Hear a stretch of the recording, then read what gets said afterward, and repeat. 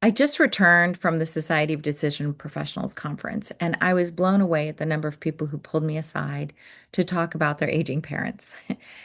I recently wrote a newsletter on LinkedIn about the roles we play in supporting people as they age. Now, if you're like me, um, I was supporting an aging elderly person, my mother-in-law, for a 5-year period until she passed. And my roles changed during that time. Well, I also have kids.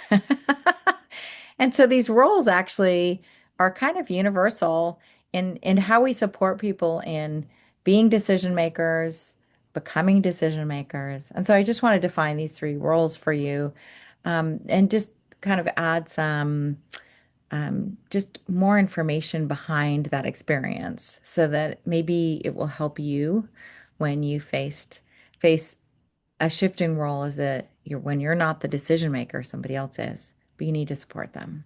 So the first role is being a decision ally. Like I'm a decision ally, I'm a friend, I'm a parent, I'm a um, child, right?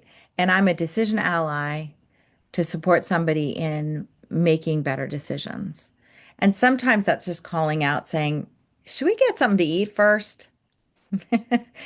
You know, we're better at decision making when hangry is not in charge, right? There's some simple things that we can do to address our decision fitness. Maybe it's late at night and we're tired. That's not the time to make a decision. Maybe you can chat about it just to offload so you can sleep. But the decision maker sometimes needs scaffolding to just support them in being in the best state possible to center all their decision making around them, right? So that's the first one is it is a decision ally. The decision maker is always at the center. So you're supporting them as a decision maker, reminding them what they care about, what they want, reminding them of their decision fitness and helping them become more fit. And then making a decision, talking it through, all of that. Those are things that the allies can do. There's also this piece of, I call it the emotional barf bucket. Sometimes people just need to offload whatever's going on as part of that clearing to then see the problem more clearly. So I'm like, okay, tell me, how terrible is it?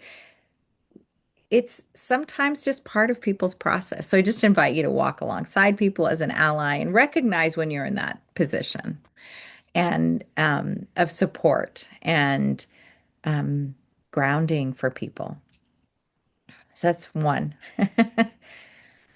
The second one that I've experienced is a decision advocate. So this is when, with my dear mother-in-law, Ruth, um, when I had a sense about what she wanted, we had conversations about what she wanted.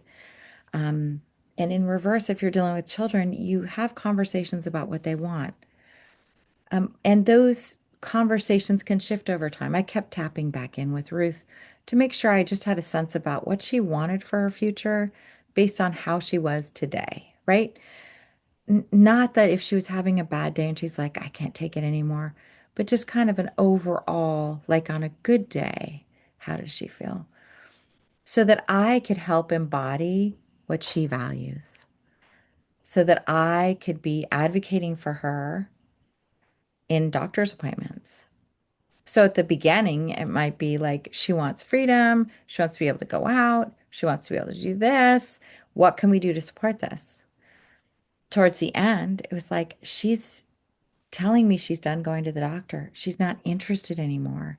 She's tired. She doesn't want to go out. She doesn't want to even leave the house for a doctor's appointment or for lunch.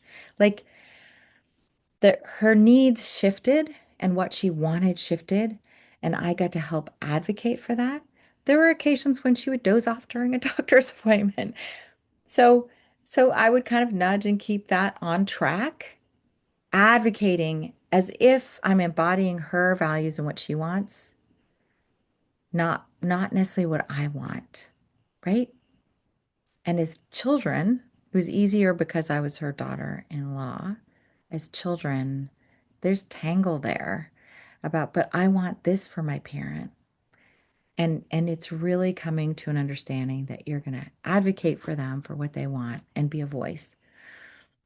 So then the third experience I had was being a decision proxy. So as a decision proxy, it meant that I was a medical power of attorney. So I was the one guiding the conversations and really encouraging doctors to still talk to Ruth and help facilitate that conversation even towards the end of what does she want, having her use her voice. She wasn't an object, she was a human. But at the end of the day, the doctor would turn to me and say, "What would you like us to do?"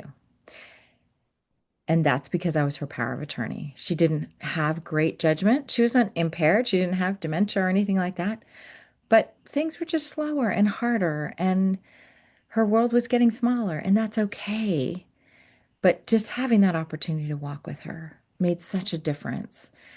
And in the end, I could make the decision for her to say, no, we're done with interventions, right? She had said that she wanted that, and that was, I got to use her voice in that moment.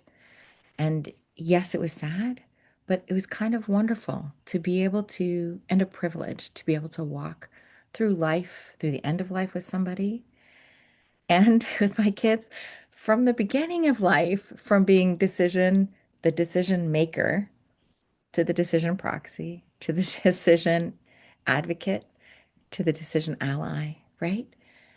And sometimes there's not fine lines about when you switch from one to the other. It's okay. You'll have a sense sometimes you're in two spaces at once. That's okay. And and I just want to invite you, you're never going to do this perfectly right. So be kind, be so kind to yourself. Life unfolds, there's no map about what you're going to face, either as a parent or as a child of an aging parent. And so I invite you to be kind to yourself most of all and always reflect, what would I like to do next time? How could I do this differently? Or do I love how I did this? We're always learning our whole lives, all the way to the end. We're always learning new things. So I invite you to keep learning, keep being in that reflective decision cycle of I'm learning, and be kind to the person who's making the decisions, which is you sometimes. And in the end, there's a few things that really helped me. Nobody told me when to call 911. If you're not sure, just call 911. They're there to help you. They'll tell you if they need to come.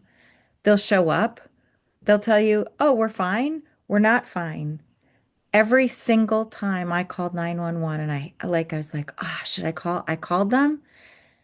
She ended up in the hospital very seriously ill. Like my spidey sense knew something was going on.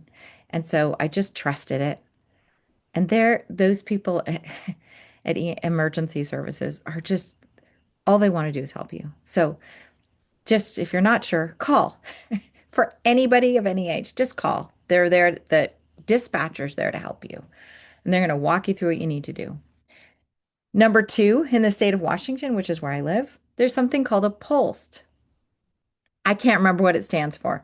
It's a bright green form you put on the refrigerator that says what the person's wishes are should an ambulance show up. Okay, so this is a little different than, like a life directive kind of thing, because the people from emergency services walk by, they look at the fridge. They're like, oh, here it is. And then it tells them. And that's between the person, the patient. In this case, it was Ruth. And we brought it in to her doctor, and she and her doctor had a conversation. Her doctor had to sign it.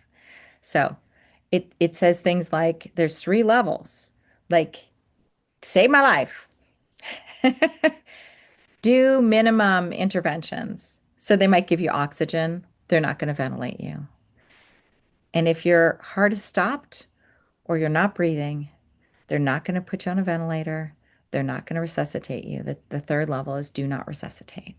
That if I'm gone, I'm gone. Otherwise, emergency services will do everything they can to save your life, which is great if there's nothing there. So I just invite you to to start having those conversations. It took me 2 years to get Ruth to sign one, and she was happy too. I didn't coerce her. It took her time to get used to the idea that she had preferences. And the first one was do everything to save my life. We normalized having it. It's a pulsed.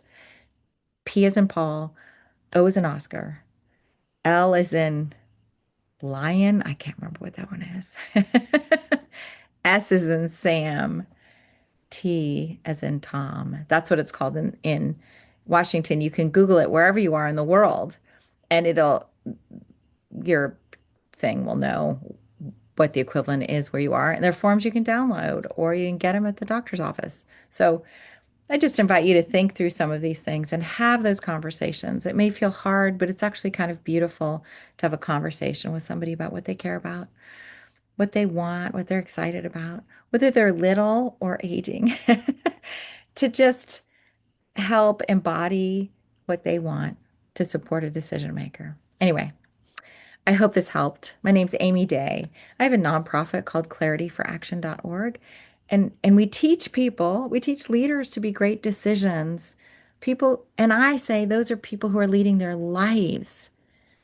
You're working, you're leading a life there, and you're running a family or teams, or you're in community. You are the center of your decision making, and you can show people how to do it a different way. And this is a great start. If you're not feeling confident about making decisions for yourself, about supporting elderly people, people in your community, in your family, your kids, if you're not sure, if you're lacking confidence, if you feel fear, regret, or fear making the wrong decision, you've come to the right place because I teach people how to make great decisions. There's a whole science behind it. There's a science and a heart to great decision making. And I'm here to support you. So reach out, and I hope this helped you. Take care.